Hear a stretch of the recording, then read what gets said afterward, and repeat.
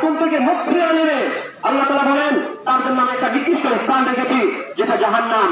অতএব এবং পাশাপাশি যারা মুখ ফিরিয়ে নেবে, যারা খেলাফত প্রতিষ্ঠা করে, কিছু লোক আছে আবার হুজুররা রাজনীতি করবে, হুজুররা আসবে, আবার হুজুরদের কাছে নিরাপত্তা দেখি না। অতএব আমরা যদি ইসলাম আত্মকে যদি আমরা বিজয়ী করতে পারি, তাহলে আমরা এখন যে পরিস্থিতি, দেশের যে পরিস্থিতি হালত চলতেছে, আমরা মনে করি যার যার স্থানে সমস্ত লোক তারা ঘরে নিরাপদে বসবাস রাত্রি যাপন করতে পারবে।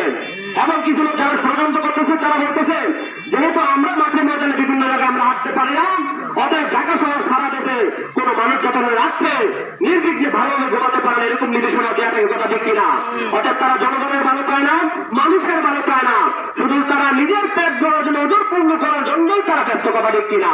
অতএব অন্যায় অবিচার লুপ্তরা সহ এগুলো থেকে যদি বিরত থাকে সমাজে ইনসাফ ন্যায় বিচার আমরা কায়েম করতে চাই, আমি মনে করি ইসলামের কোনো বিকল্প নয়, হাত পাকার কোনো বিকল্প নয়, কথা ঠিক কিনা?